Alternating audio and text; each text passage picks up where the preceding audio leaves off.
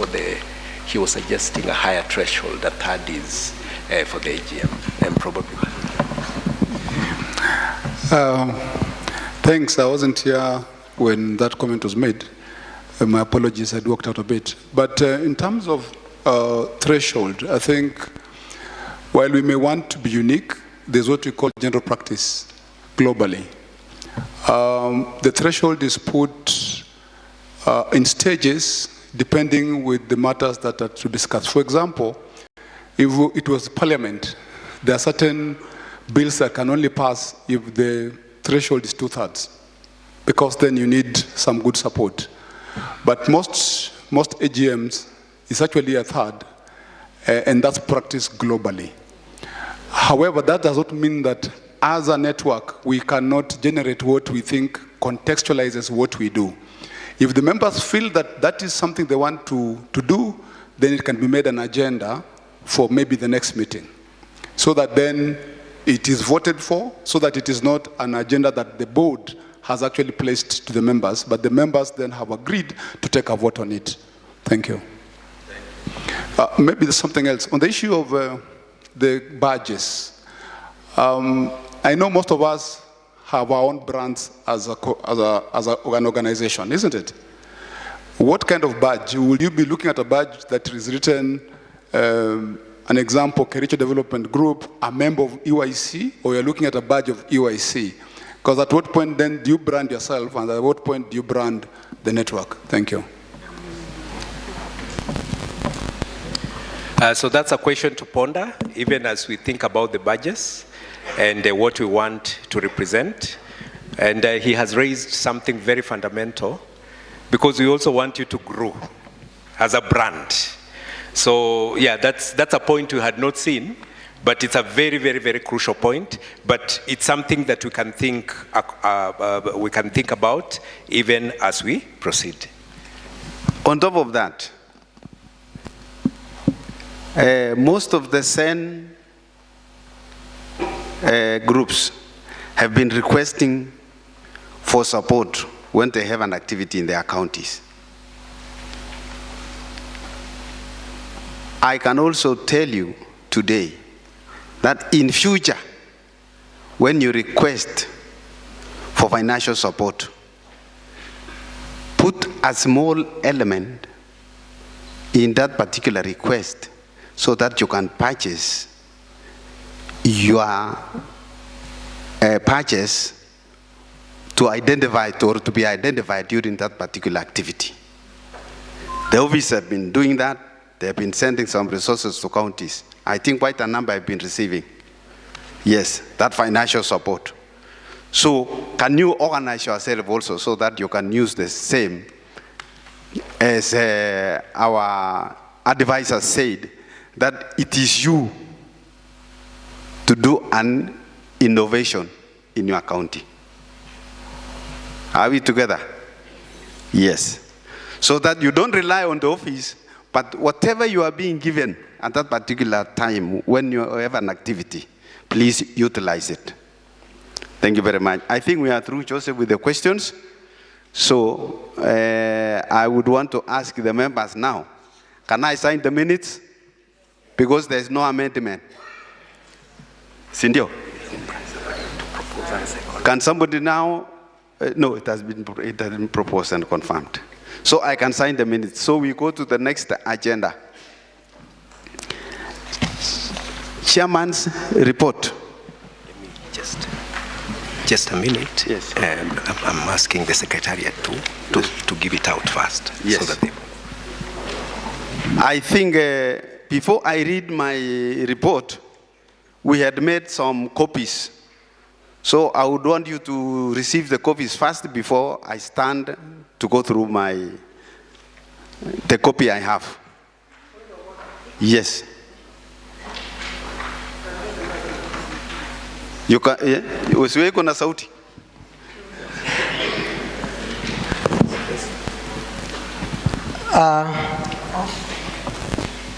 Thank you so much. I'm Jacob Gumi from Young Professionals for Development. I have one comment about the board membership here. The board membership.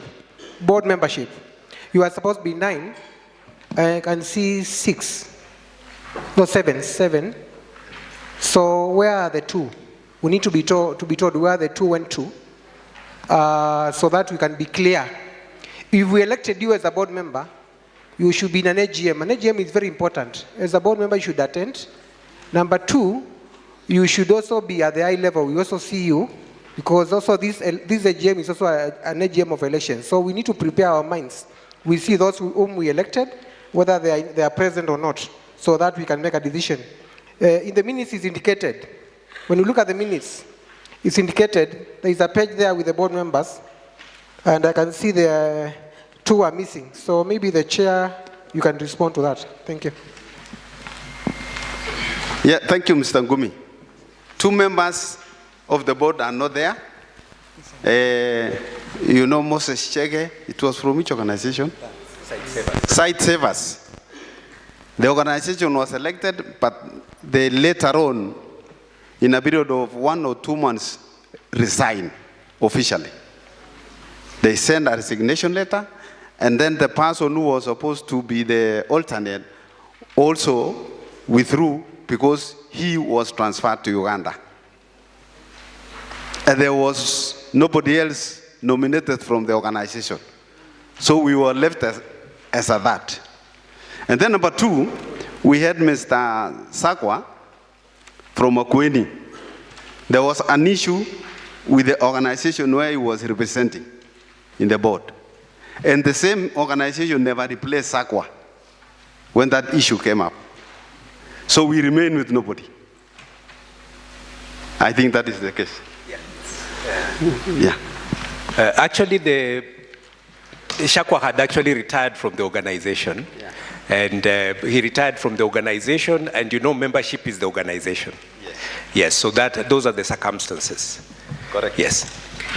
So I want to go through my speech.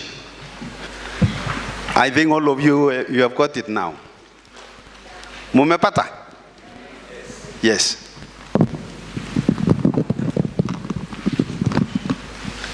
Thank you very much. Yeah, this is the chairman's report for 24th EYC General Assembly. Distinguished members of the coalition, good morning, or good afternoon now. It's good afternoon. Do you hear me? Yes. On behalf of the Board of Trustees, it is my great honor to welcome you all to the 2025th Annual General Meeting of the Elimu Yetu Coalition. To our new members attending the AGM for the first time, karibuni sana. To our long-standing members, thank you for walking this journey with us, for your dedication, for your belief in the right to education for all children in Kenya. We acknowledge you. Kuna members wengine tumekaa nao for over 20 years. We do appreciate your presence. Before I proceed, allow me to take a moment to recognize and appreciate the dedicated members of the Board of Trustees with whom I have had the privilege of serving. They have each played a significant role in steering this coalition forward. I wish to recognize Catherine Mwangi from Voluntary Service Overseas. Catherine Mwangi, you can take the mic and yes. Thank you so much, Chair. It has been a pleasure serving. No, take the mic. Okay. Yeah, thank you so much, Chair. It has been such a pleasure serving with you. Yeah, thank you. Thank you very much. Karibu sana. Mary Gidiomi, take the mic. That is our treasurer, our able treasurer. Hello, everyone. It's always a pleasure to serve you. Thank you. She represents Integrated Aid Services. And the members, Mary Martini from Robert Haven Center. Mary Martini. Good afternoon, members. Thank you. Susan Ombunya from Palm of Hope. Good afternoon to us. I'm humbled, and it has been a pleasure serving on this board as Santeni. Mr. Mohamed Sheikh from Action for Sustainable Change. Good afternoon. Sauti kochini bana. Good afternoon. Thank you. Mr. Paul Athoch, who is being represented by Eric, our legal advisor. Good afternoon. Thank you. It's been a pleasure serving you. Yes. He is our legal advisor. Professionally, he's a lawyer. He comes from Trace, Kenya. I also wish to acknowledge Mr. David Shakwa. Take the mic. Yes. Hakuna mtu wa mic hapo chini?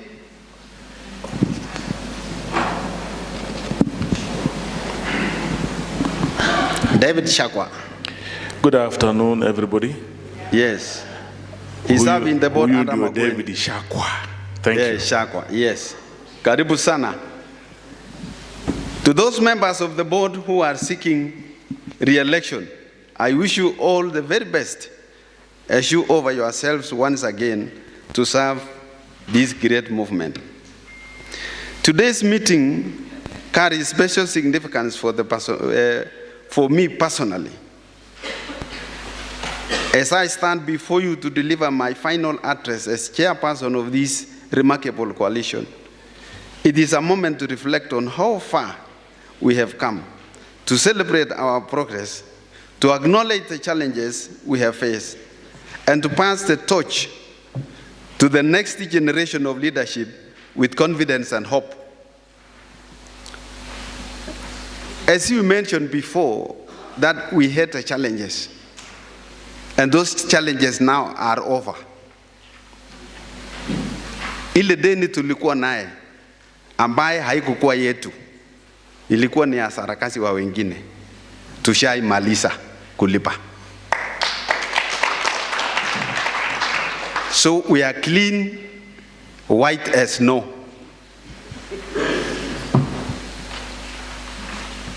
Over the past years, EYC has continued to strengthen its position as a credible, respected, and influential voice for education, locally, regionally, and globally.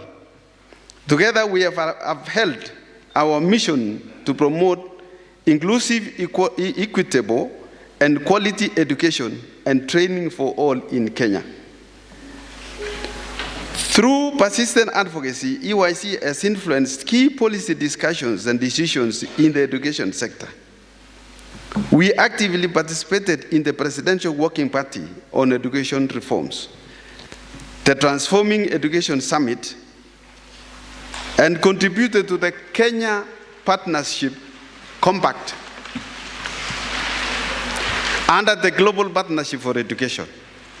Our submissions to the Senate Education Committee, the Ministry of Education, and our engagements at the county level have helped shape national conversations on the competency-based curriculum, inclusive education, and sustainable education financially. Today, UNC stands recognized by both government and civil society as a dependable and evidence-based advocate for education justice. I remember in the course of the year, the members of parliament were calling UIC office to seek some certain information from elimu yetu. Members of parliament and members of the Senate. The Ruto, you can now see why tunatambulika Kenya mzima. In addition, UIC has become a center of learning and thought leadership in education, and thought leadership in education. We have placed strong emphasis on evidence generation, ensuring that our advocacy is grounded in data and the lived realities of communities. Notably, through the Understanding School Digital Ecosystem Project, funded by GIZ, UIC gathered and analyzed data from over 1,000 schools across Kenya, generating critical insights into the ICT integration in education. This evidence now informs national and county level dialogues on the role of technology in improving learning outcomes. We have equally gathered evidence in the field of gender, helping to highlight the persistent barriers to girls' education and the policy responses required to address them. Furthermore, through the Teach Well Voices project, EYC has ventured for the very first time into working with refugees, facilitating processes that amplify the voices of teachers in refugee camps and bring their perspectives into the national education conversation. Ladies and gentlemen, this issue of this ecosystem project, it is going to help all the counties. Even though we took the project only to 10 counties, but the report has gone through even to the Council of Governors, so that they share it out to their, because it is a reflection of what is happening in various counties. So it is not only that we are giving out the report to the government of Kenya, but also to the county governments. So it is spread all over. We have conducted the Right to Education Index for Kenya, convened regional and national education conferences, and participated in international dialogues on SDG 4. Through our involvement in the GPE KIX Knowledge Hub and the Horn of Africa Learning Collaborative, we have positioned UIC as a vital knowledge-sharing platform in the global education movement. We also modernize our communication infrastructure, upgrading our website and launching vibrant digital platforms that kept members and platforms informed and connected. To you members, we have never heard anything from you as far as our website is concerned, whether we are doing well or we are not doing well. And look at it now. It has gone global. And our members are not even aware, even to be checking that website, because it is for all of us. Institutionally, the coalition has grown stronger and more grounded. Our county education networks have expanded and deepened their impact, with 20 counties recently or currently implementing projects under the GIZ ICT Integration Initiative and the Girls Education and Skills Project. Our membership has grown from 125 in 2023 to 218 in 2025. We are growing. We are not stagnating. With about 150 fully paid up, most of whom are here today.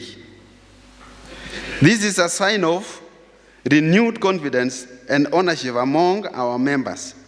We have diversified our funding base and secured support from Education Out Loud, GIZ, Wellspring, and Save the Children. We enter the new year on a sound financial base. To the board members who are going to be elected or who are seeking positions, you can pick that point from there. Number 9. We go to the new year with a new sound financial base.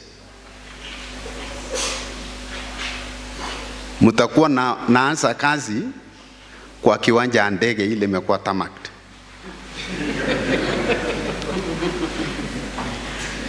Sio kama wakati nilianza na some of my board members, nilianza kwa matope. Nobody handed over the office to me as a chair. Nobody.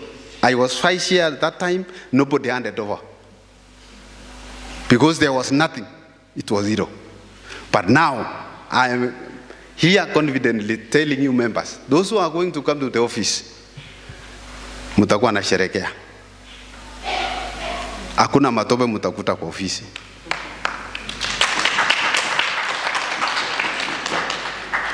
The only thing I want to request you people For us to be recognized and to be respected, wrangles isiingie kwa ofisi. If you have personal differences, put it aside.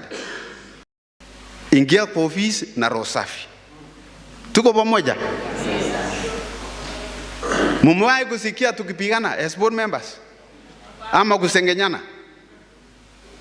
Hatuna hiyo nafasi, hatuko na hiyo nafasi. We are professionals. So we want people who go to the office with their professions. Ideas kuenda kuongezea. Hatukuwa malaika, kuna pengo. Mchaze hiyo pengo. Tuko pamoja? That's right. That is why people go to school. Wanaenda shule kuongeza maarifa. So mukiingia ongeza maarifa. Importantly, through regular board meetings, governance within the coalition has been greatly improved. When I went in there, board meetings were not even there. Even the minutes of the previous board meetings ungeza pata tu ya 1 year. Moja in a year. But during my tenure, we could have even 4 to 5 board meetings. Sinu ukweli? And that is great. These meetings have enhanced transparency, strengthened accountability, and ensure that decisions are well informed and aligned with our mission. Aligned with our mission, that is our constitution. What does the constitution of UIC say? We were aligning our ideas, aligning our well-grounded ideas to our mission. That is why we have come that far. The result has been a more cohesive leadership structure and improved organizational credibility. In terms of improved governance, I am pleased to report that UIC has undertaken successful project audits, reaffirming coalition's commitment to transparency and accountability. Our statutory audits are also on track, including the audit for the financial year 2024, which will be shared today. You remember, members, we had 2 years, sometimes back, ambaye hatukuwa na AGM, hatukuwa na audit reports for two good years. But everything now is back to normal. Tunaelewana wapendwa? When we say improved governance, we have got policies in place. When we shall be handing over, we shall hand over those policies to the incoming board of trustees. So that now, each and every one of you who is going to be elected, ukanyage hapo, usikanyage inje. Your policies are very strong. And those policies are aligned to the EYC constitution.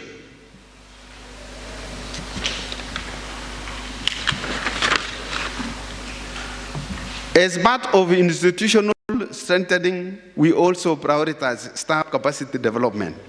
I am proud to report that through our staff learning and development programs, one of our staff members successfully graduated with a degree this year. A milestone that reflects our commitment to nurturing talent and building a strong, motivated secretariat. Where is Kerubo? You can stand.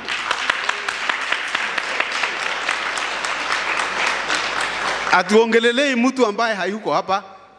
Si ndio huyo? Amesoma tukiwa board of trustees, amemaliza, amegraduate. Is that not an achievement? Yes. That's why nilikuwa nasema mtaingia ofisi ambaye ni kiwanja ya ndege. Si ni ukweli?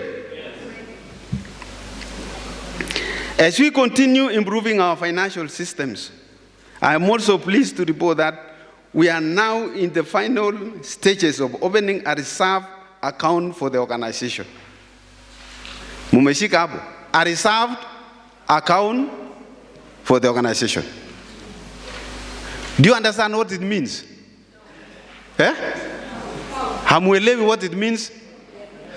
We have our usual operational accounts for the running of the office and doing other activities. But this reserved account means that previously it used to be, but everything which was there was looted. Lakini hatukuingia kwa hiyo account, tumefungua account mpya ambaye pesa ile tutapata kidogo kidogo surplus tunaweka hapo. Na hiyo pesa itasaidia capacity ya elimu yetu. One, mukitaka hata kuinvest kwa property, pesa itatoka wapi? Itatoka kwa hiyo account. Mukiniulize hiyo pesa mutatoa wapi? The coming board will come and explain to you what is there, because that is part of our handing over to them. Mumeshika? Ni kama hamjaelewa? Mumenielewa?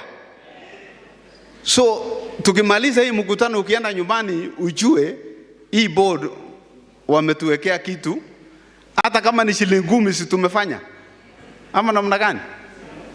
So I don't want to disclose how much, but mutakuja kujua. Si ni kweli? An important step towards enhancing and financial sustainability and long-term stability. Long-term stability. I was challenged yesterday by some of the board members. Now you are going, what were you thinking about elimu yetu? Ni nini ulikuwa nafikiria? Because I didn't want to say what is in my heart. Nika roboka kidogo. Do you know why it is my concern hata nikitoka as chair?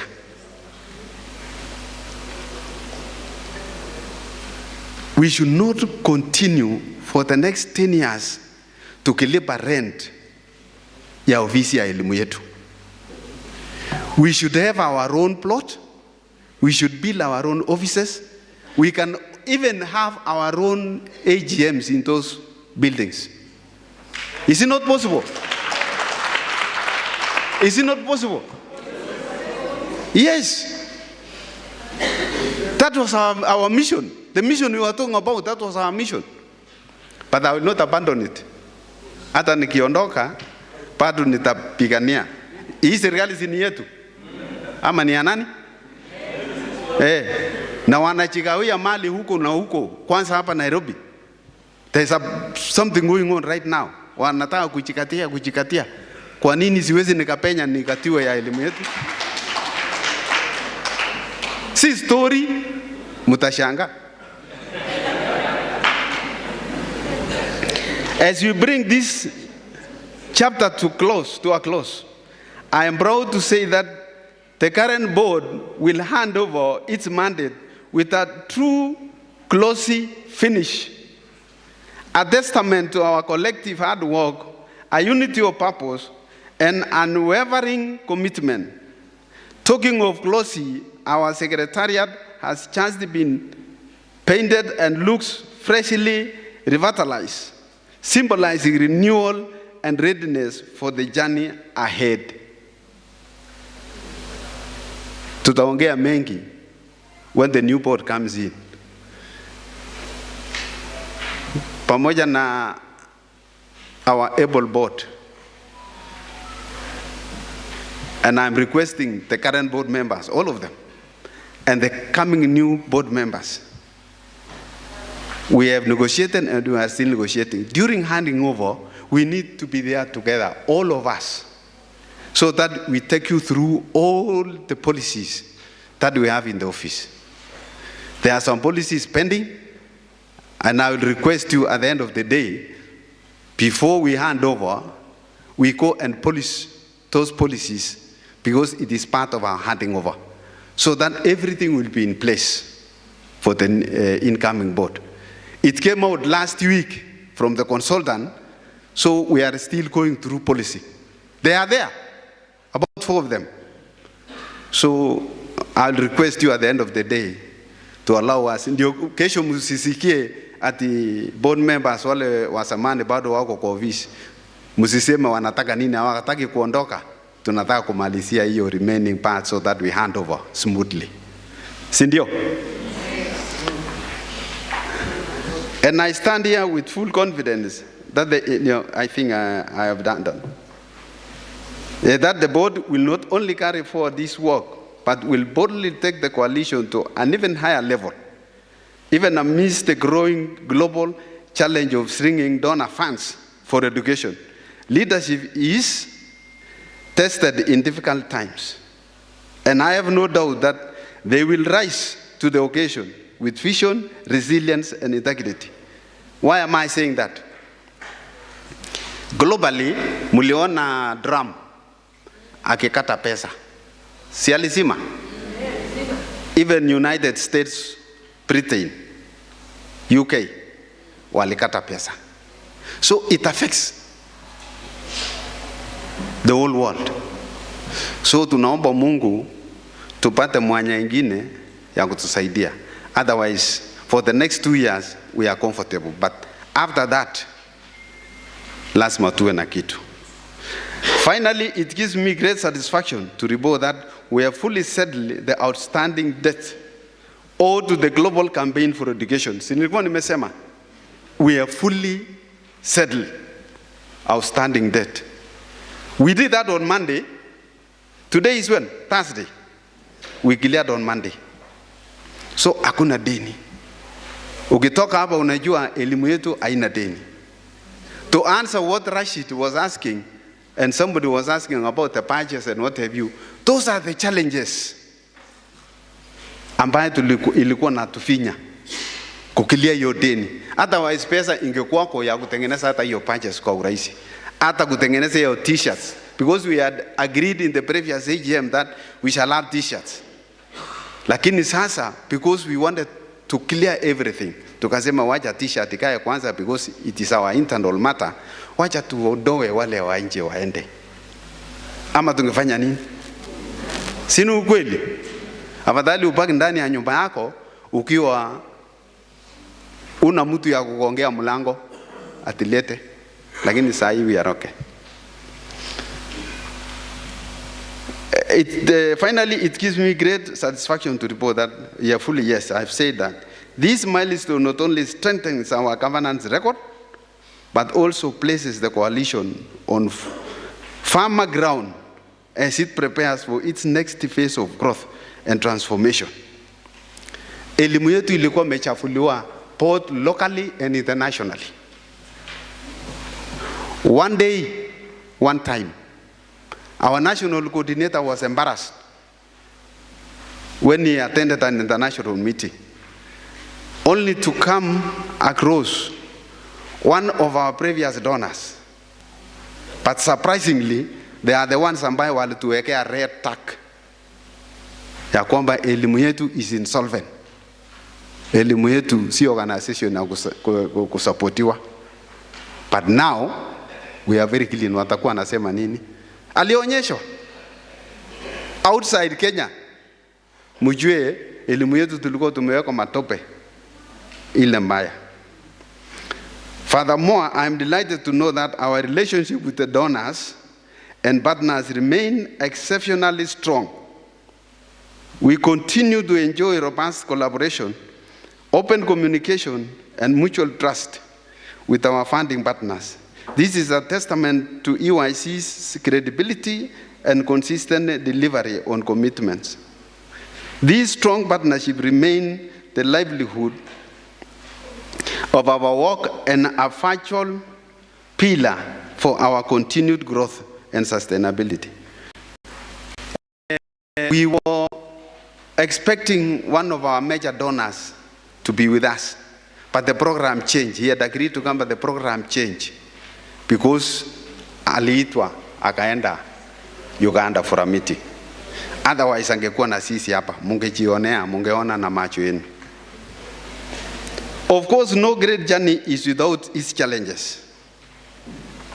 The demand for EYC's engagement at both national and county levels continues to outpace available resources, Balancing these demands while sustaining quality and impact remains an ongoing test of our resilience and resourcefulness.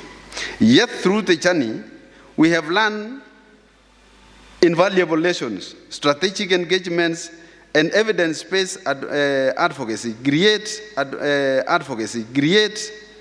lasting impact, inclusivity, especially through gender-responsive approaches. Strengthening both our legitimacy and effectiveness. Credibility and accountability remain the cornerstone of a sustainable coalition. Credibility and accountability. Kama tungeenda elimu yetu na njaa na kubulldoze Joseph na kumwambia tunataka hii pesa, kwani hii pesa ni ya nani? Simulisikia wengine huko siku moja Narok anamwambia one of the governors, hii pesa si ya mama yako bwana. Mnakumbuka hiyo statement? Kama tungeenda na the same mentality kwa office, kwenda kumwambia Joseph, hii pesa si ya mama yako bwana, elimu yetu ingekuwa singelala. Above all, ownership at the grassroots level continues to be the driving force behind the movement. The voices of our communities through our county education networks must always remain at the heart of everything we do. As I prepare to hand over leadership, I do so with immense pride and optimism. Our new strategic plan 2024 to 2028 provides a clear vision to a deepen grassroots engagement, strengthening partnerships, and elevate EYC's influence as a catalyst for education transformation in Kenya. To the incoming Board of Trustees and the nominees for the positions of the chair and board members, I wish you all the very best as you step forward to lead this coalition into its next chapter. You inherit an organization that is strong. I repeat, you inherit an organization that is strong. Si ile natembea na makoti. Mukiingia kwa office, musupport secretariat kutafuta pesa for 2028 na kuenda mbele. Ya 2028 na kuenda. Understand the constitution of elimu yetu. Ndio mukiingia kwa office, mujue boundary yenu as board members. Na boundary ya secretariat ni wapi. Sitaki kuenda mbele ya hiyo.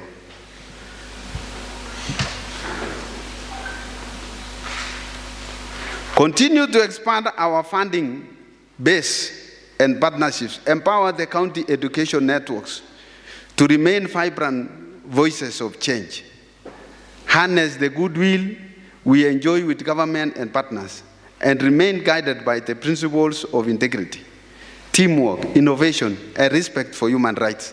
Remember always that this coalition's power lies in unity. We rise by working together.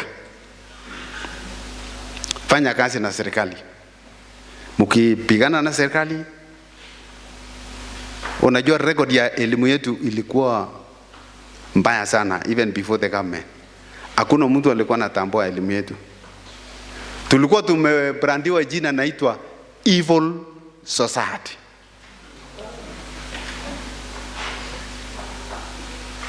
Kurudisha hiyo jina mpaka inapreziwa na government. Paka minister kama juzi anatuma ofisa yake to come and address us. Unafikiri ni rahisi? As I conclude of this movement, without you, there's no coalition. To our secretariat for your professionalism, hard work, and unwavering commitment. To my fellow board members for your teamwork, wisdom, to good governance. This journey has been one of growth, learning, and fulfillment. I step down with gratitude, confident that EYC's brightest days are still ahead. Let us continue to be the voice for the voiceless, the champion for every child's right to education, and a coalition that never gives up on its mission. Together we have built a strong foundation, and together we will continue to build an educated, equitable, and empowered Kenya. Thank you, and may elimu yetu coalition continue to grow from strength to strength.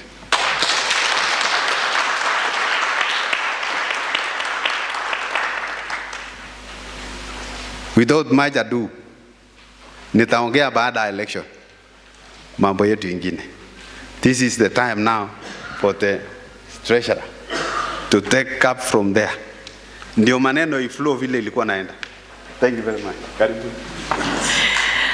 A big clap to our chair, kindly.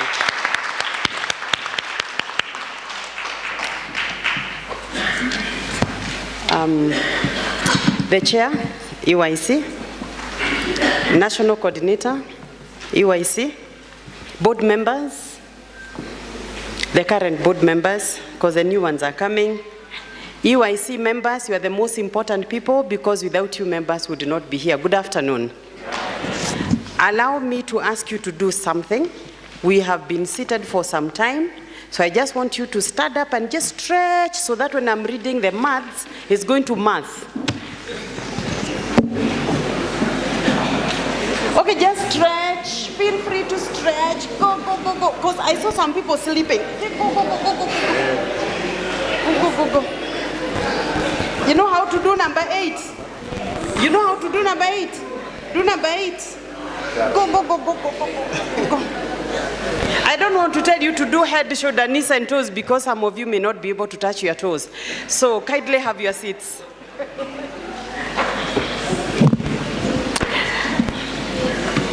Okay, I will be reading the treasurer's report. It is not long, so you can be attentive. Last year I missed you guys. I had to rush out to attend to a matter, but the able vice chair was able to read my report. I missed you guys. I think I called Mohammed immediately and I asked him, so how was the meeting? And then I called Joseph, and Joseph said it was okay. Then I asked him, kulikuwa na fights? Sema hapana. The meeting was very calm. So thank you for doing a good job. And for those that are coming from different counties, especially the far-flung, I hope you're enjoying our weather in Nairobi. It's sometimes it's very funny. Like yesterday, I think it was very warm. Today is a little bit cool. So kama mumekuja na jackets, ni sawa tu. For those that are Christians, the Bible says that the world and its fullness belongs to the Lord. So karibuni sana. I'm welcoming you because sijawaona the last 2 days. So don't worry, why is she welcoming us? It's because sikuwa hapa jana na juzi. Sasa karibuni sana. You can wave at me. Excellent. All right. Now I know you attend. I'm just going to read the treasurer's report, and I hope you'll be attentive. Mathematics sometimes does not math. I know you're very attentive and probably with a notebook just asking questions. Sawa sawa? All right. This report puts together an analysis of financial position of EYC for the year 2024. So we are not handling 2025. The next incoming treasurer will handle 2025 next year. So we usually audit the year before. Tuko pamoja? Yes. The major projects within the year that is 2024, we had Education Out Loud. What did we do? We supported projects funded by the Global Partnership for Education and managed by Oxfam, IBIS.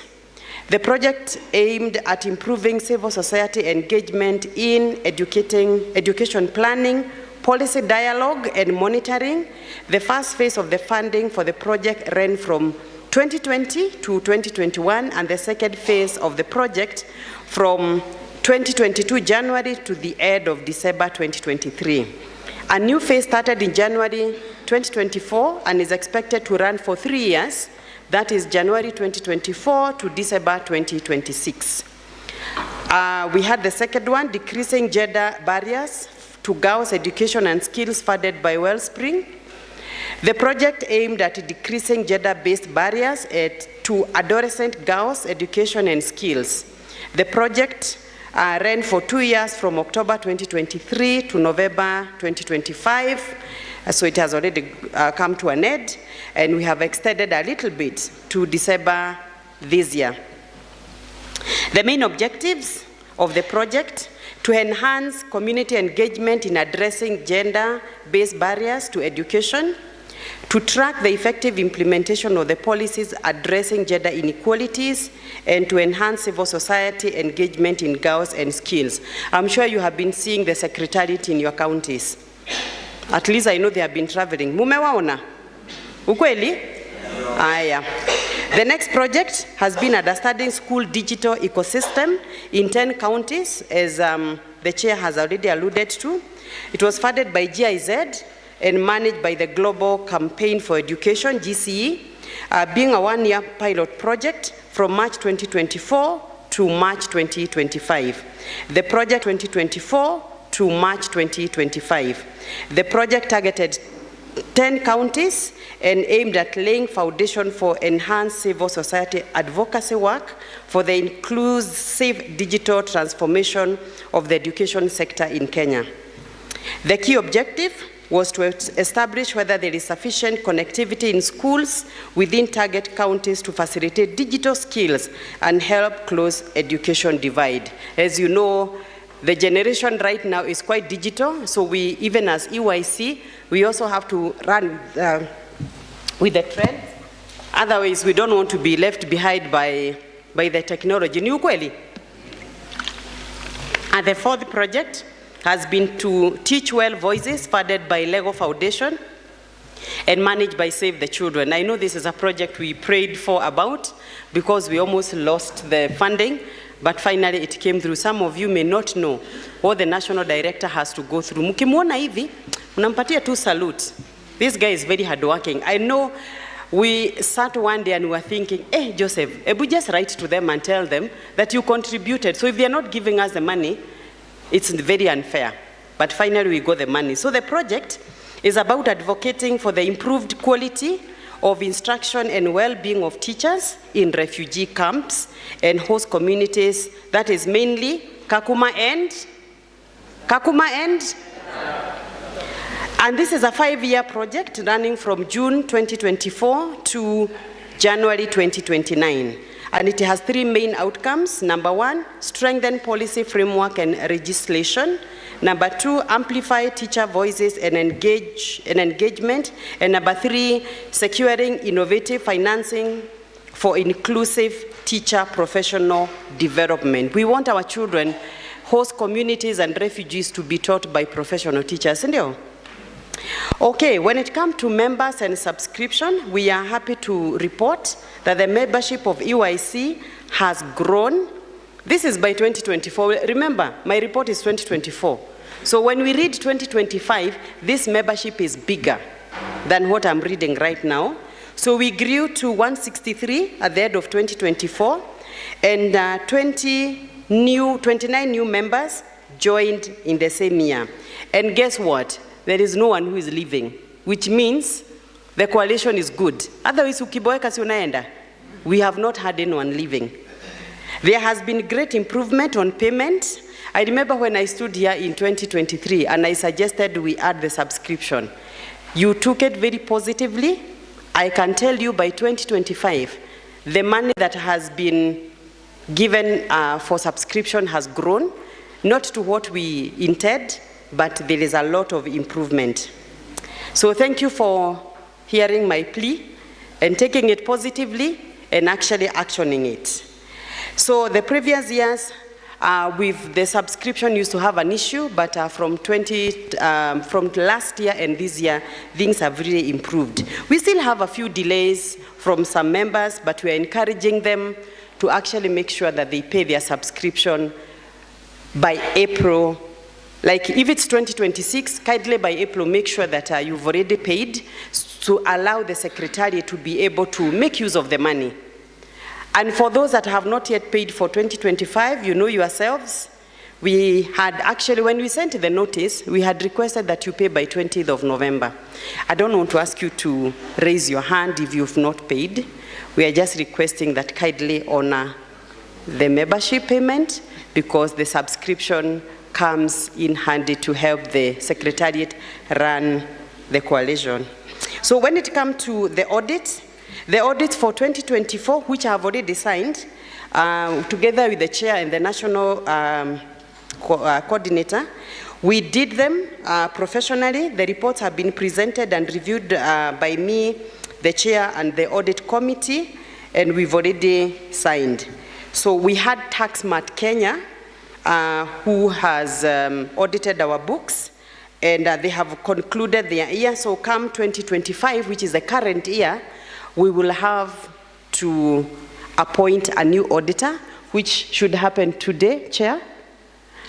Because the AGM, you are the members who should be able to confirm the analysis that we have done, so you will appoint new auditors today. TaxMart, we want to thank them. They have done a good job because our books have been done professionally. If you have any question, you are welcome. But let me finish my report. But it has been done professionally.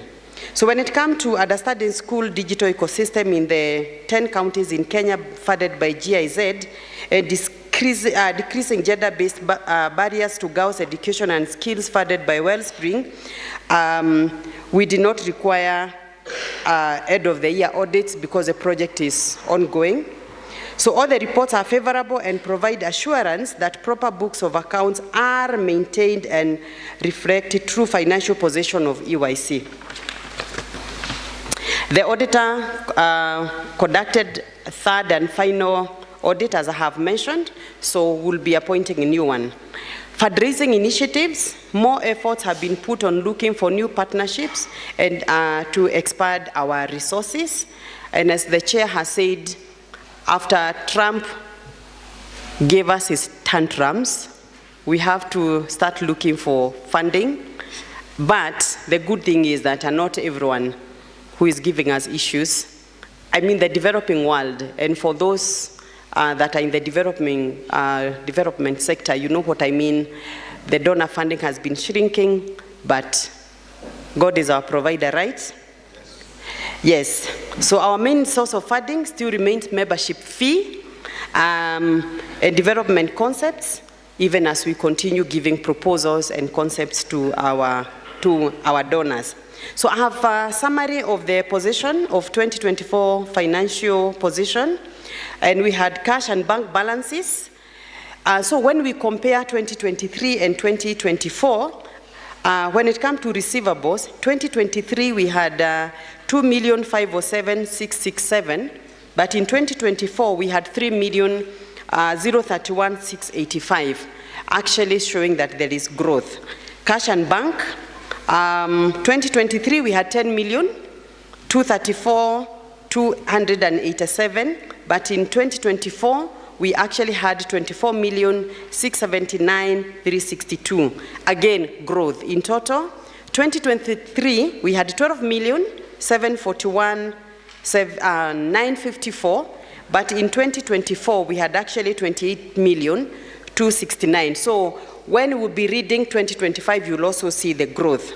The annual income, we've been able to divide the income per the donor. So the first donor, which is EOL, again, I want to give a comparison. For 2023, we had 18,607,879, and in 2020, we had 18,298,978. Wellspring donor, in 2023, we had 7,599,252, and 2024, we had 6,777,197. For GIZ, when it comes to comparison, 2023, we did not have any income, but in 2024, we had 10,529,590. Lego Foundation, 2023, we did not have any income, but in 2024, we had 11,517,090 shillings. So in total, 2023, we had 26,207,131, but in 2024, we had 47,409,000 122,855. Again, you can see that growth. We had also donors that are giving in kind. For the Christmas that are coming, there are some people who will say, okay, mimi sina pesa lakini nitawapatia buzi. See, even that one is a good donation. It's part of income, sindio? So we had VSO. They were able actually to give us, to pay conference package for Eastern region that took the EFA conference that took place in Makueni. And they were also able to pay 2024 national conference right here. So they were able to pay directly to the suppliers. The other one that gave us in kind was We World Kenya. They were able to pay conference package for regional CSO, that is Rift Valley, and also 2024 meeting last year. So they were able to give us in kind. They don't have to give us the money, but if they pay for our lunch, sio ni sawa. Save the Children, they paid participants transport for 2024 National EFA Conference right here, again at KICD. I want to give analysis of the membership contribution. The paid up members for 2023 was actually 100, but when it came to 2024, we had 135. And just after we said we add the membership fee, you want to listen to just the effect of 2024. In 2023, we had 230,030 shillings. But by the end of 2024, we had 415,750. So you can see the growth after we revised the membership fee and the members have been able to pay. Going to the end of the report, we had annual expenditure when it comes to admin, because the office has to run. The one I read before were projects, but now I'm reading how we've been running the office. Administration-wise, education out loud, in 2023, it was able to contribute to 18,706,751, and they contributed in 2024 18,157,339. Wellspring, to the admin, they contributed 378,560, but 2024 they contributed 6,690,863. And then when it came to the operations and admin, we had 166,458. 2023, when it came to 2024, we had 169,757. We did not have a contribution of 2023 by GIZ, but 2024 they contributed 6,867,975. Lego Foundation, 2023 we didn't have their contribution, but 2024 they contributed 1,052,263. In total, when it comes to admin, in 2023, 161,769, but in 2024, we had 32,938,199. So we had a projected income for 2025, and projected income, we had projected from EOL, we had projected to receive USD 137,496. Lego Foundation, we had projected 81,000 USD 171. So our total projection was 218,667 in US dollars. So you can take the calculator and find out in Kenya shillings. It's about 27 million Kenya shillings. So we have had some challenges, even with the growth. As I said earlier, that for us to be able to operate effectively, we need our members to pay. The delayed payment of annual subscription by some members, let me say some, has affected the planning of the coalition activities at county and national level. Our members are reminded to pay the annual subscription April of every year. So by the first quarter, let's make sure that we have paid up our membership. And for those that have not paid for 2025, kindly, if you can pay even before we close for Christmas. It is noted the membership income is still not very, very sufficient. If you look at even the budget for the conference and for the AGM, and you look at the, and you compare with the annual subscription, if we don't have donors, we are never going to have AGM. So for the next treasurer that is coming, I'm going to request him or her to press a little bit that we give maybe a little bit more. I'm sure he or she is going to have some wisdom. And as the chair has alluded to about the reserve account, is that reserve account, just to add, is that we are putting it in an account that is actually, to put it in better in our Kenyan language, in azar. So haikai tu, unajua there are some banks ukiweka pesa, ukiweka 200, you go for 10 years, utakuta you are 200 bob. But our idea as the current board is to have a reserve account. If you have a surplus, unarusha hapo, saving, and then inaendelea kuzaa. Sawa sawa? So that will help us be able even to run the coalition effectively in the future. My recommendation is that the members who are rejoining, there are some that have become dormant, but then they come back. Or we are actually requesting that they pay their subscription that are in arrears, unless we have communicated officially. So if you disappeared in 2022 and you come back, if you pay the arrears that you did not pay because you are dormant, ata hiyo itasaidia. And this is kind of the money that we throw into the reserve account. So I will stop there, and thank you for listening. I think you are very awake to listen to the figures. Were the maths mathing? All right, so with that, I stop. Okay. So thank you for listening to me. So mine was a summary, but because they are experts and professionals, mine is just to read. But then when he comes, now the auditor taxmat, he now gives the details. So for all the questions, muulize yeye. Mine was the summary. So karibu auditor.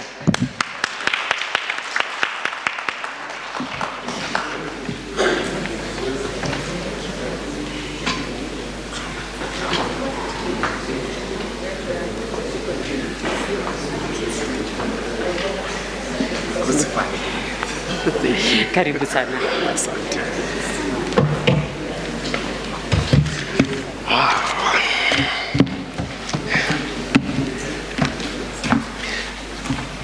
The Board of Trustees, honorable members, good afternoon.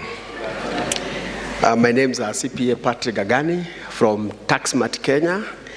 I am privileged to read for you the audited financial statement for the financial year ended 31st December 2024. Most of the work has been done by the Honorable Treasurer.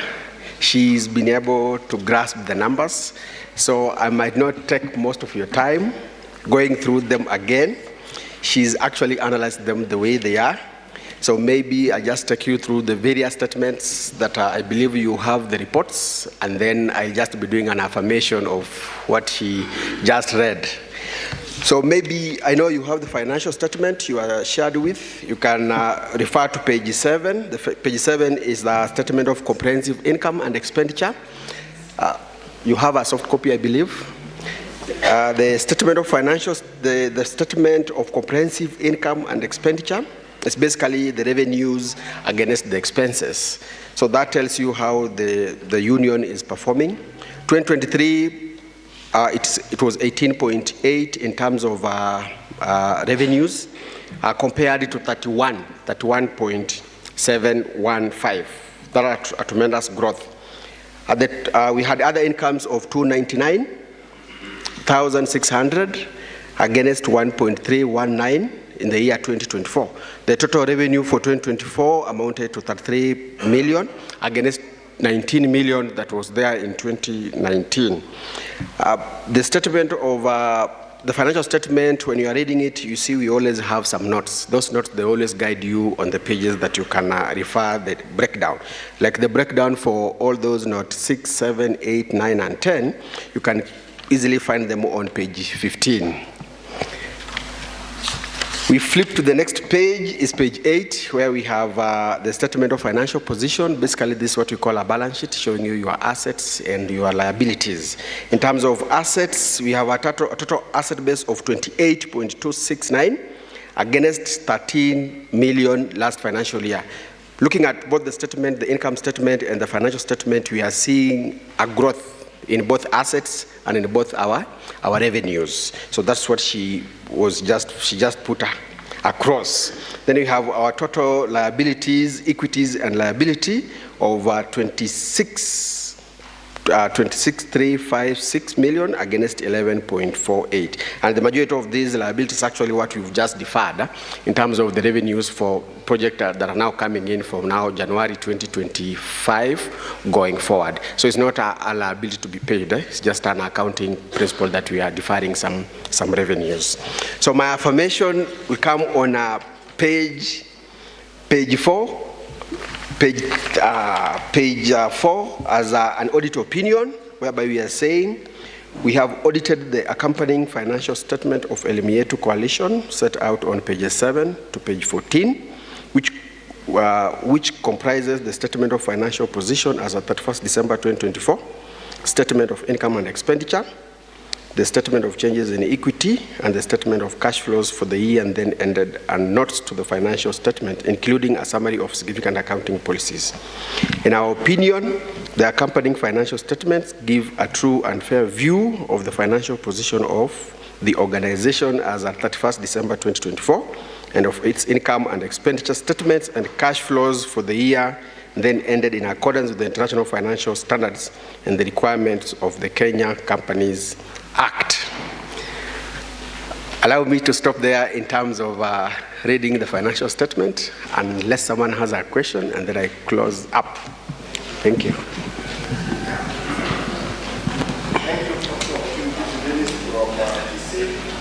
Where is the mic?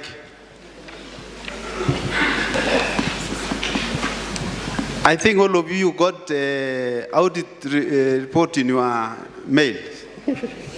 Yes. Okay, thank you. I have around 3 questions. This one goes to the auditor direct. The one to the reserve fund. That is a good step you have taken. But my question for clarification is the criteria used to get the portion for the reserve fund. I think that question is not for the auditor. Yours is to audit what they have given, and that one goes direct to the treasurer. The criteria used, is it a percentage of the money collected, whatever grant? How did you reach the amount goes to the reserve fund? Again, Madam Treasurer said, the reserve fund is not going to be man dumped in the account. It's going to reflect the interest.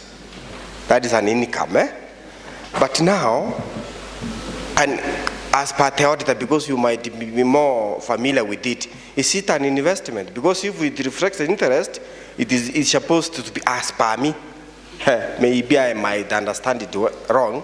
It should be an investment, not a reserve fund. Because if it reflects interest, it must be an investment. Clarification will be done.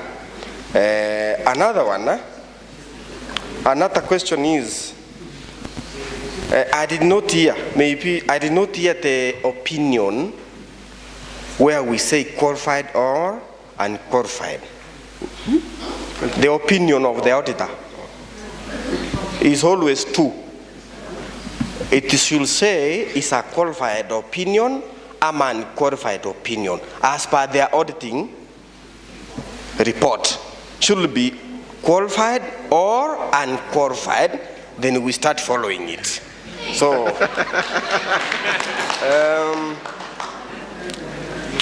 another question is, another question direct to the auditor. during your auditing period, were there some technical challenges during your auditing? If there is, we would like to know. To the Secretariat, registration of membership.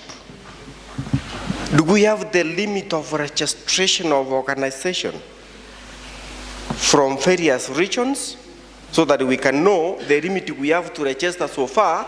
This is the number, so that we cannot limit the membership, so that when we go to the village, we can also increase our what? Membership registration, so that we can increase our subscription income. With that few remarks, thank you for listening. Thank you.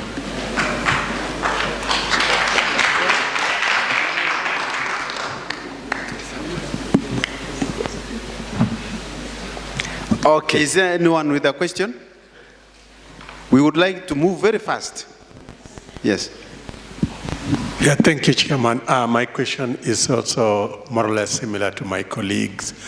And I'm very happy about the innovations of putting reserve money in an interest-earning account. I'm wondering whether it is just basically putting the money in interest-earning account, high interest-earning account, or we want to venture also into the money market where the yield is better if the money is like the bonds, or in CIC investment, any money market that yields us, so that we can be able to accumulate more funds. Thank you. That one I can answer straight, Bwana Auditor, because that is one of the policies I was talking about that we are still polishing. But whatever you have said is inclusive. It is there. We shall venture into other interest-earning areas. Like you have talked of the market. You was talking about, we are moving in there. What kind is that is the policy. That is why I was saying we are still polishing the policy so that now we don't deviate. And the members of the board who are coming in will not have problems of saying, that's why we are putting in place the policy. Otherwise, all those you are talking about, they are all captured there. Thank you. Is it clear? Well answered. Thank you. Oh, okay. You can ask the question so that the auditor can answer them all. No, just wait. Let us finish with the auditor. The one questions directed to me, let the auditor finish his first. You get the point? Yeah. Questions to the auditor, please. Okay, let me try to address the first. Go on. Oh, thank you, Chairman. Ambassador Vincent Machi from Kakamega Sen. Mine is just a concern, a point of information for those new members. The issue of recruitment of members, we have no limit. Let me just help our coordinator. In fact, he has really tried to do recruitment, which we are supposed to be doing, we as members. So the issue of recruitment, it is open for all members. You recruit as much as you can. Sini sawa sawa? Yeah, so it's not the issue of the secretariat. It is we as members to recruit more members. We have no limitation. Ya pili, ningependa kuzungumzia kuhusu ripoti ya auditor. Sioni kama niko na maswali kwa auditor, kwa sababu mtu nilikuwa nataka niulize maswali ni treasurer, lakini kulingana na ofisi ambayo tuko nayo sasa na ile ofisi imekuweko, tumeona utekelezaji wa kazi upo. Nafikiria ni kuwapea tu mta na tutengeneze policy. Nafikiria tuko na advisor pale, tutasaidiana naye pata uchaguzi, tutengeneze policy za kufanya development. Hiyo ndio nafikiria iko na shida. Kulingana na maswali ya kijana ama member mwenzangu anauliza yote, inakuja pale sio kwa auditor. Kwa hivyo kwa auditor mimi sina swali na asante. Asante. So I can try kidogo.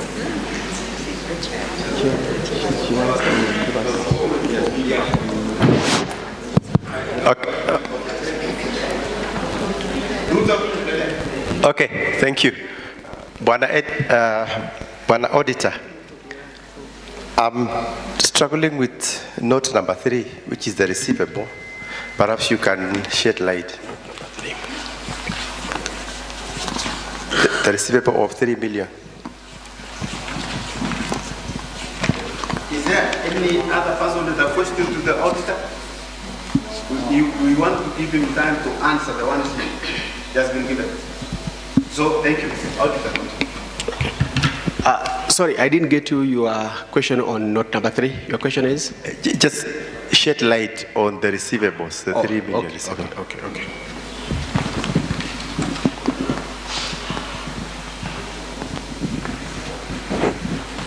Okay. Question number 1 was in terms of reserves. And the member asked about what policy or what formula are you going to arrive at that reserve. I think that's not my question, is a question to our Honorable Treasurer, but I can assist. When the chairman read his report and the treasurer also came here to do his report, it was something that is a futuristic thing that they intend to do. And how do they intend to do that? The only way you can achieve that is through an efficient management of some expenses. When you get these monies from the donors, donor will have a specific budget with the budget lines. The budget lines will be telling you what you are supposed to incur. So should you be more smart enough, you've been able to meet the budget lines of the donor requirement and you've achieved your deliverables, then whatever remains, that's what the treasurer here is saying. The incoming officials should now think of investing that amount into a reserve that will earn some interest for future development of the society. So for that one, you cannot say you will come up with a specific policy or a formula of calculating. That one will depend on how efficient are you going to manage your expenses. So for instance, if we have staff cost and we are saying you need to have 10 employees, but as per the board, they think if we hire 5, we'll be able to do that job. And you've been able to save an amount that you could have been able to pay for the other people. What do? You shave that amount and do what? Put it into a kit. Again, looking at the way you've done in 2024, we've seen tremendous growth. We've got in so many donors coming on board. And when donors come on board, they take some expenses. They'll say, you are paying rent. Can you have a portion of rent? Say the rent is 100,000. I don't know, he'll say we'll pay you 50. Another one will say we'll pay 20. Another say we'll pay 70. You see now already we have excess. So the rent already, on rent alone, we have excess. So that excess, we can be able, through now donors' blessings, you can now be able to say we put it under a reserve. So that's for that, just a point on that reserve. Huh? Then point number 2, I think the issues of investment into money market or an interest earning interest, that now once that money is there, now that is a subject of now the audit committee or the accounting committee sitting down and saying which investment body will give us some money, but also our money will be available on a short call. So where do we go? So that's now a subject of, do we have money? Let's sit down and think on where to put that money. Then the issues of audit opinion. Our audit opinion is an unqualified one. In an audit opinion, we always have types of opinions.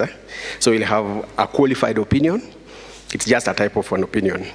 We will have an unqualified audit opinion, is a type of an opinion. We have an emphasis of matter, is a type of an opinion.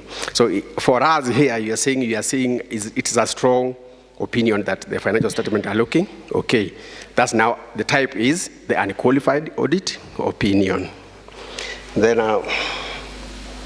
technical challenges, no, we can't say we have technical challenges. I can't compare the audit of 2024, the one we did in 2024, and the audit I did when I came in as the auditor first.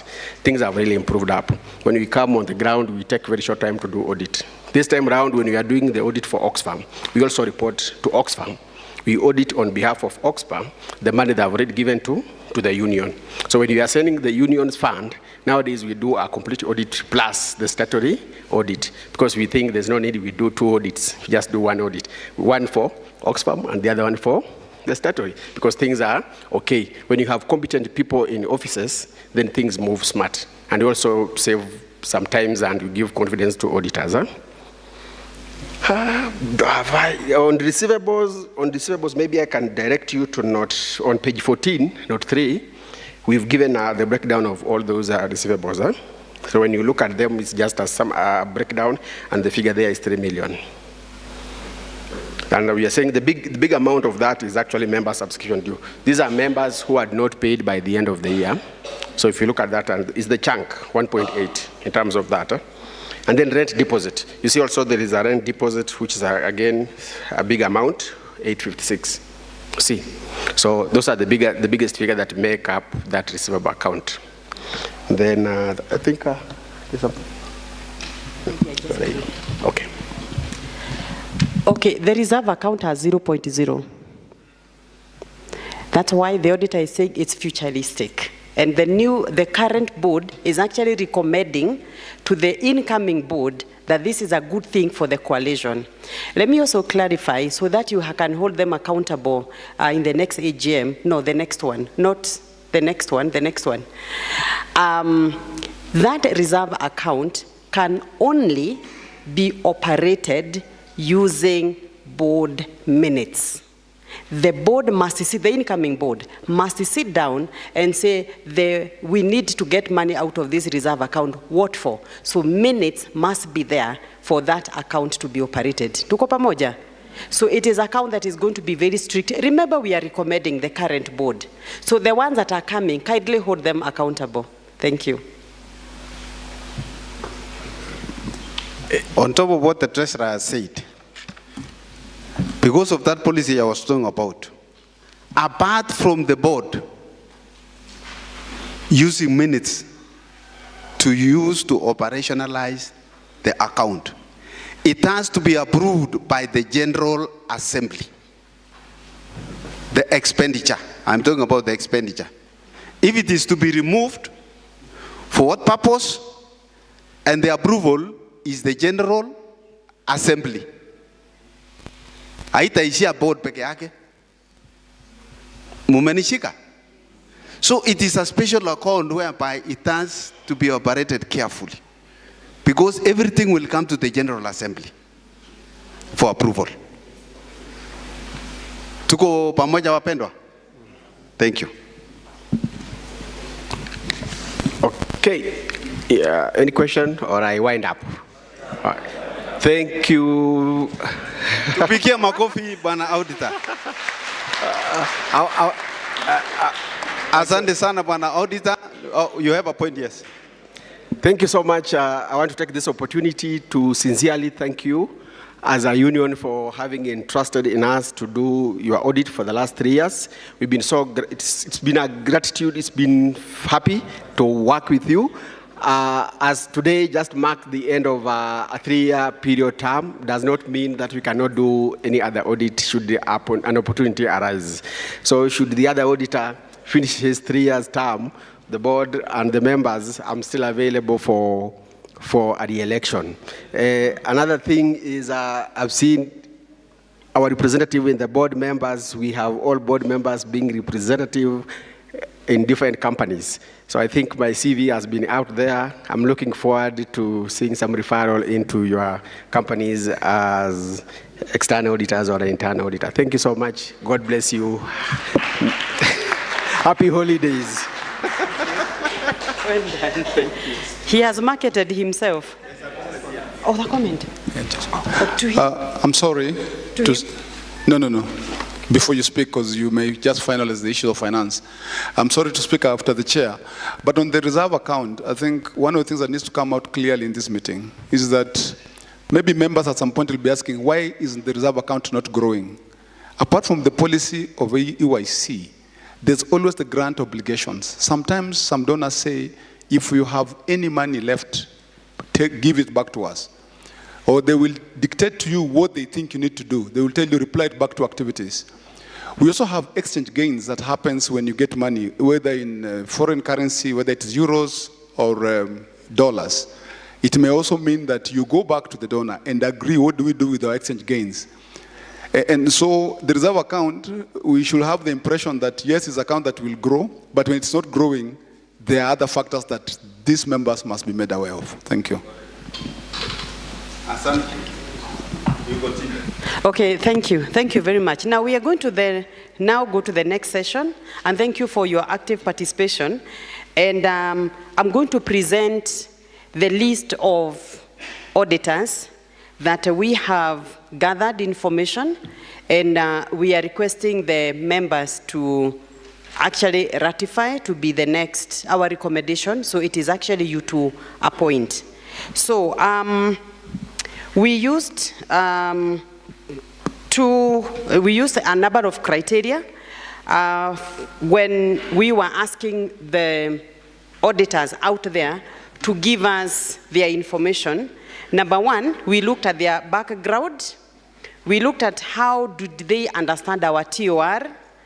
We also looked at how they are able to do their work plan, and how many days do they undertake, do they use to undertake an audit.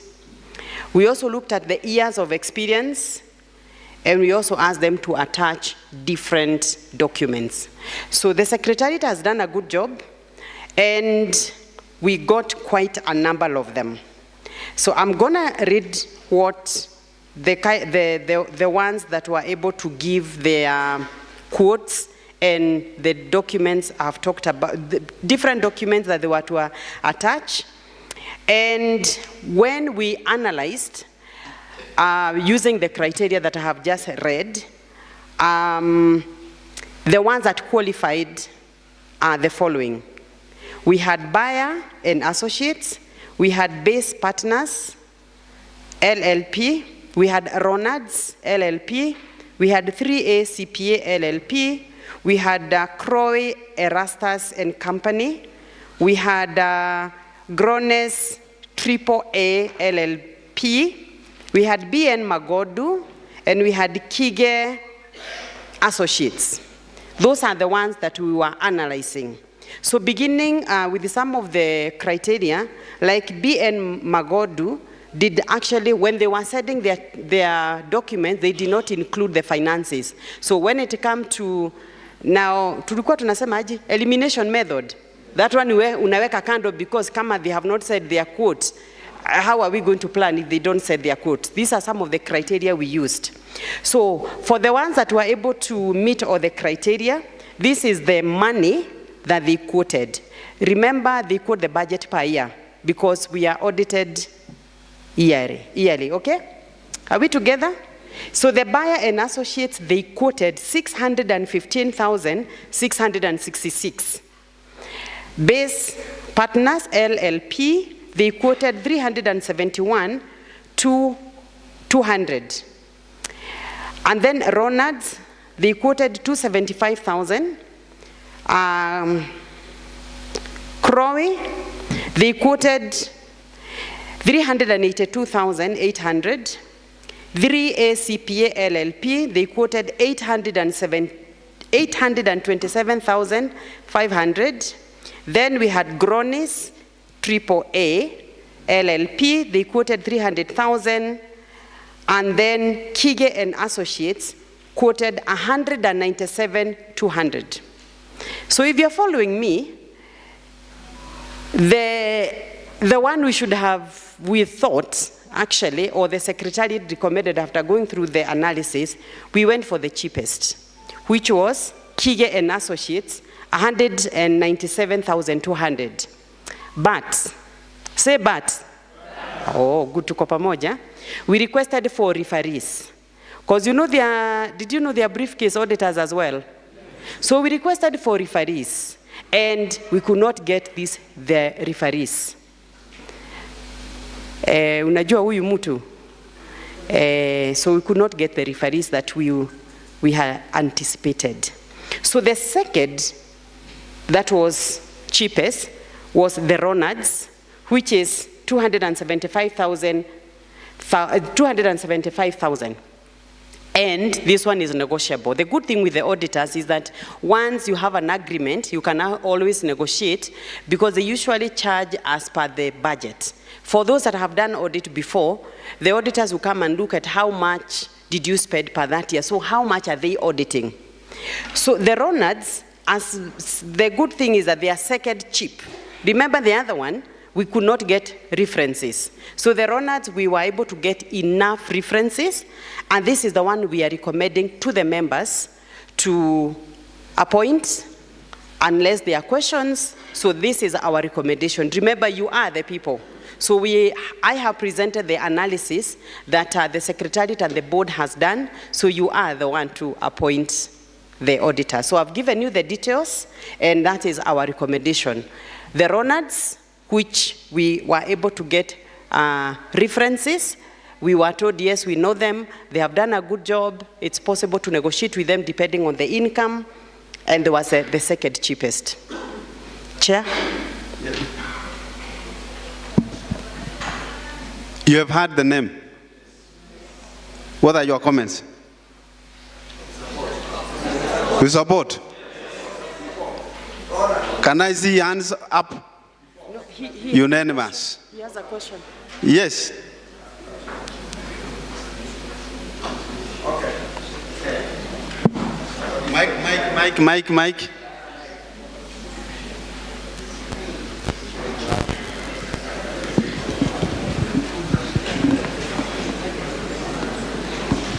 Thank you.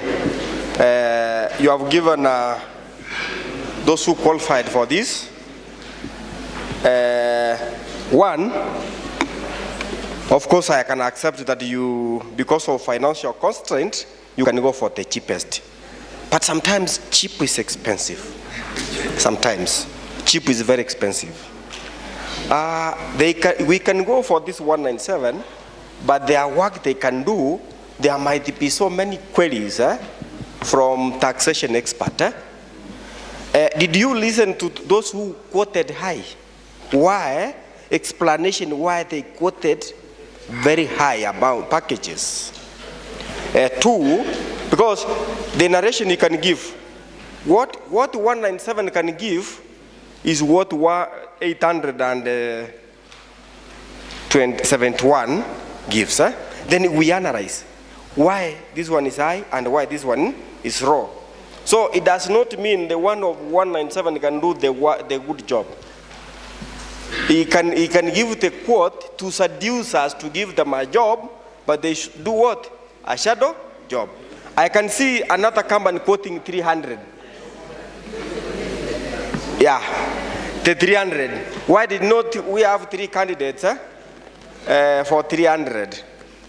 So I'm not objecting, but for a clarification. Thank you.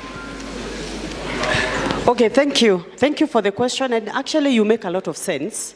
Your question is actually very valid, but let me say, when you are analyzing the auditors, I agree with you, cheap is not always the best, and that is why the 197 we actually eliminated because we could not get referees.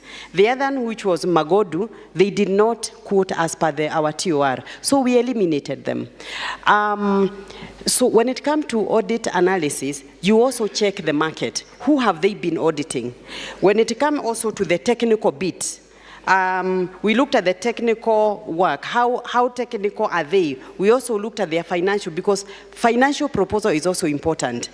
And also, please also understand that some auditors, because of the name, like for those that have been doing audit, we know they are the big 4.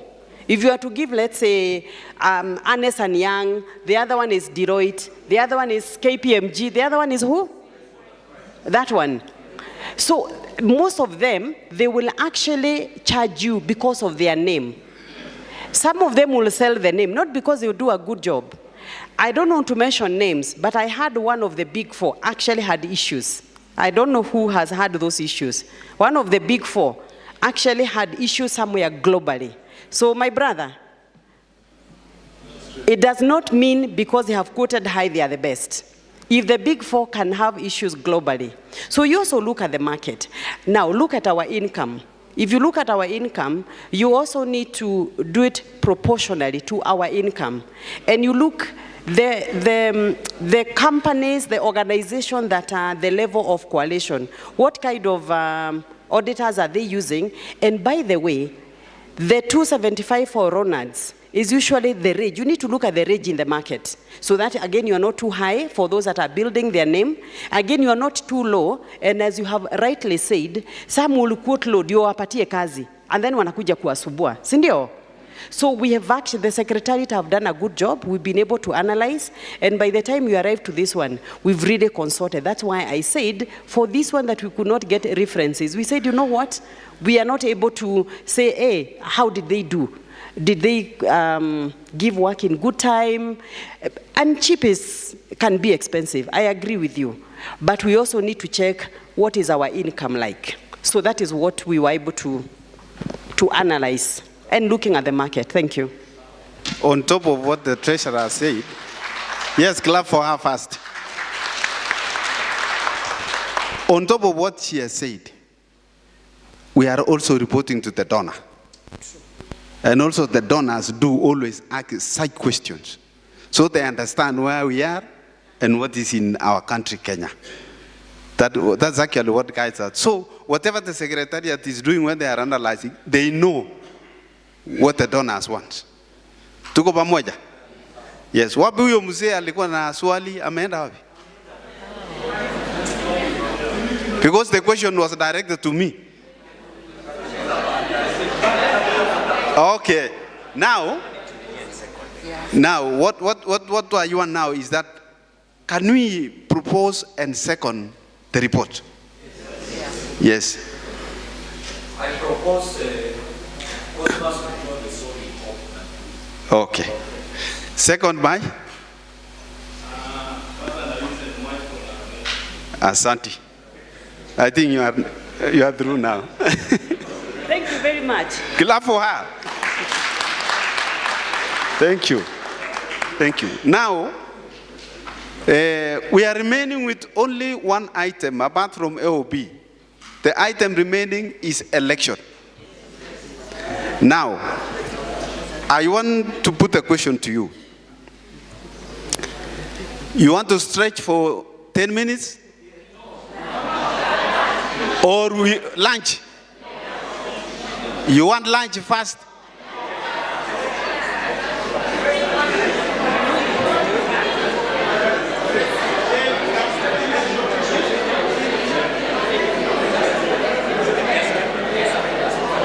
No, anasema lunch.